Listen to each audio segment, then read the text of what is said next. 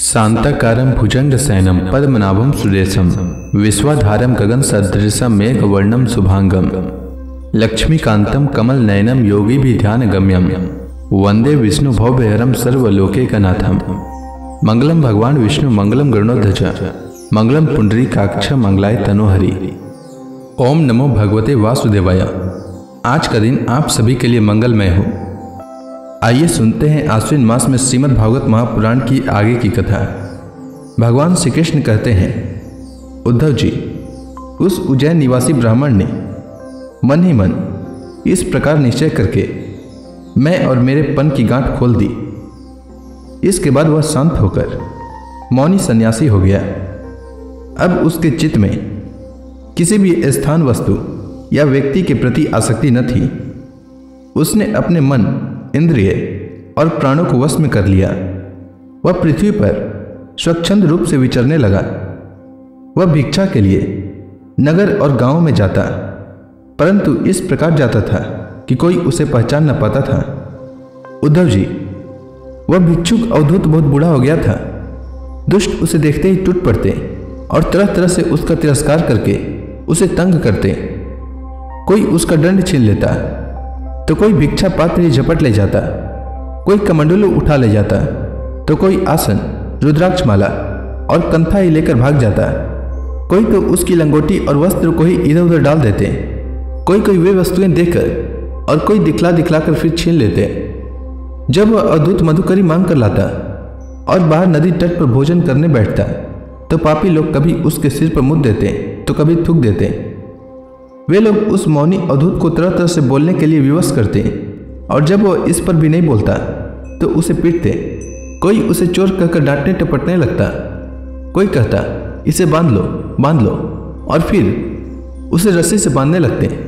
कोई उसका तिरस्कार करके इस प्रकार ताना कसते कि देखो देखो, अब इस कृपण ने धर्म का ढोंग रचा है। धन संपत्ति जाती रही, स्त्री पुत्रों ने घर से निकाल दिया, तब इसने भीख मांगने का रोजगार लिया है। अहो, देखो तो सही, यह मोटा तगड़ा भिखारी धैर्य में बड़े भारी पर्वत के समान है। यह मौन रहकर अपना काम बनाना चाहता है। सचमुच यह बगुले से भी बढ़कर ढोंगी और दृढ़ निश्चयी है। कोई उस अवधूत की हंसी उड़ाता तो कोई उस पर अधोवायु छोड़ता। जैसे लोग तोता, मैना आदि पालतू पक्षियों को बांध लेते या फिर पिंजड़े में बंद कर लेते हैं, वैसे ही उसे भी वे लोग बांध देते और घरों में बंद कर देते। किंतु वह सब कुछ चुपचाप सह लेता। उसे कभी ज्वर आदि के कारण दैहिक पीड़ा सहनी पड़ती, कभी गर्मी सर्दी आदि से दैविक कष्ट उठाना पड़ता और कभी दुर्जन लोग अपमान आदि के द्वारा उसे भौतिक पीड़ा पहुंचाते। परंतु भिक्षुक के मन में इससे कोई विकार न होता।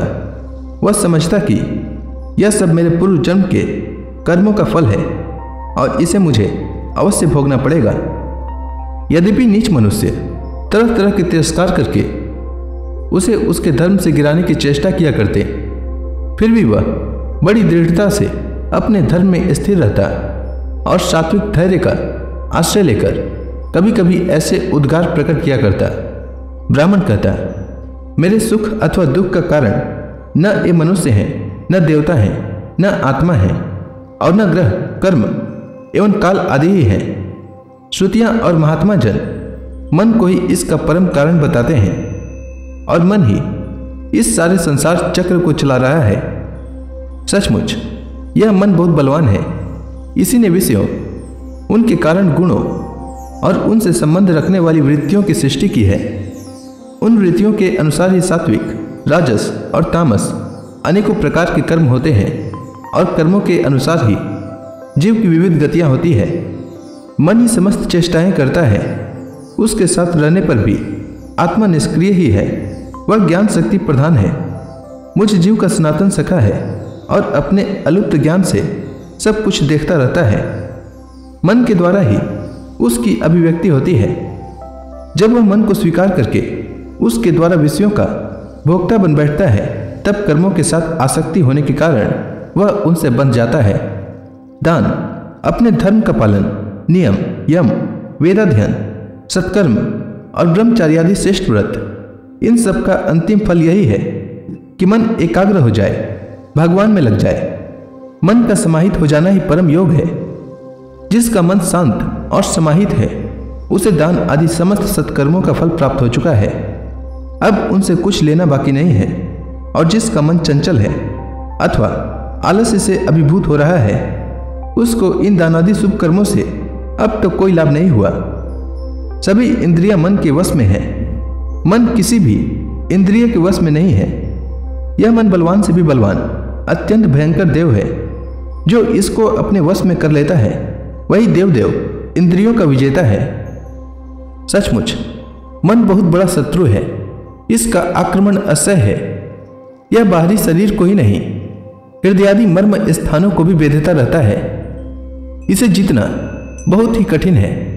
मनुष्यों को चाहिए कि सबसे पहले इसी शत्रु पर विजय प्राप्त करे, परंतु होता है यह कि मूर्ख लोग इसे तो जीतने का प्रयत्न करते ही नहीं, दूसरे मनुष्यों से झूठ मूठ झगड़ा करते रहते हैं और इस जगत के लोगों को ही मित्र शत्रु उदासीन बना लेते हैं। साधारणतः मनुष्यों की बुद्धि अंधी हो रही है, तभी तो वे इस मन कल्पित शरीर को मैं और मेरा मान बैठते हैं और फिर इस भ्रम के फंदे में फंस जाते हैं कि यह मैं हूं और यह दूसरा। इसका परिणाम यह होता है कि वे इस अनंत अज्ञानांधकार में ही भटकते रहते हैं। यदि मान लें कि मनुष्य ही सुख दुख का कारण है तो भी उनसे आत्मा का क्या संबंध, क्योंकि सुख दुख पहुंचाने वाला भी मिट्टी का शरीर है और भोगने वाला भी। कभी भोजन आदि के समय यदि अपने दांतों से ही अपनी जीभ कट जाए और उससे पीड़ा होने लगे तो मनुष्य किस पर क्रोध करेगा।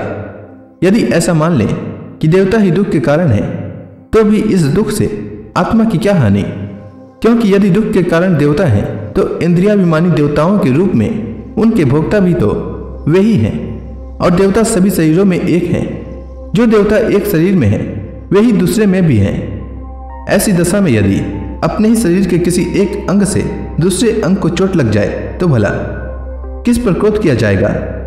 यदि ऐसा माने कि आत्मा ही सुख दुख का कारण है तो वह तो अपना आप ही है, कोई दूसरा नहीं, क्योंकि आत्मा से भिन्न कुछ और है ही नहीं।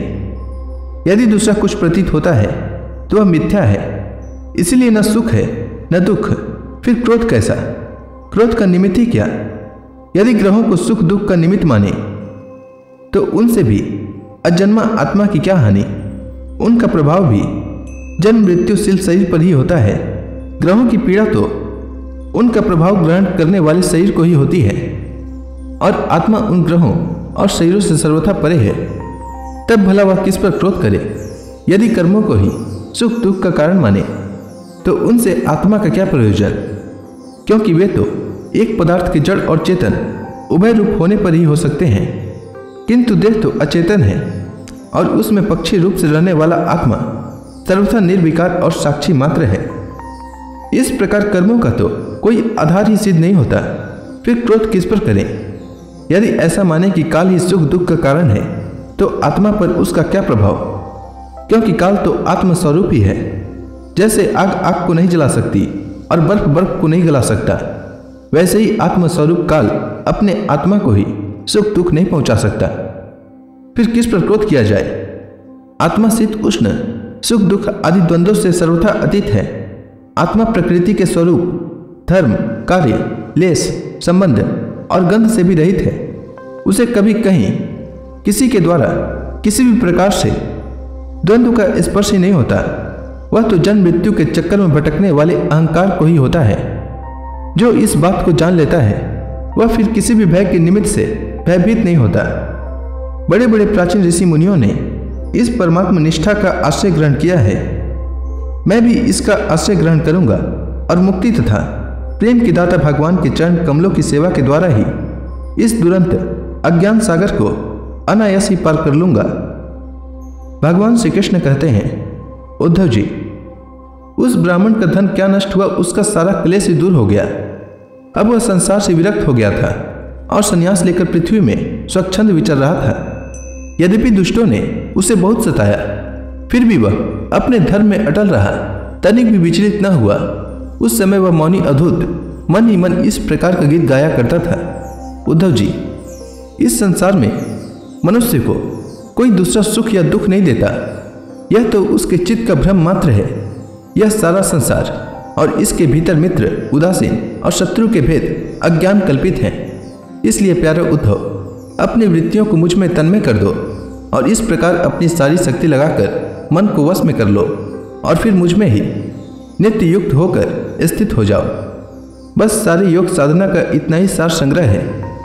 यह भिक्षु का गीत क्या है? मूर्तिमान ब्रह्म ज्ञान निष्ठा ही है। जो पुरुष एकाग्र चित्त से इसे सुनता, सुनाता और धारण करता है, वह कभी सुख दुख आदि द्वंद्वों के वश में नहीं होता। उसके बीच में भी वह सिंह के समान दहाड़ता रहता है। तो इसी के साथ आज का यह अध्याय समाप्त हुआ। इसके आगे की कथा मैं कल के अध्याय में सुनाऊंगा। तब तक के लिए भगवान हरि का नाम लेते रहें। तो प्रेम से बोलिए भगवान विष्णु की जय, श्री कृष्ण भगवान की जय, समस्त देवी देवताओं की जय।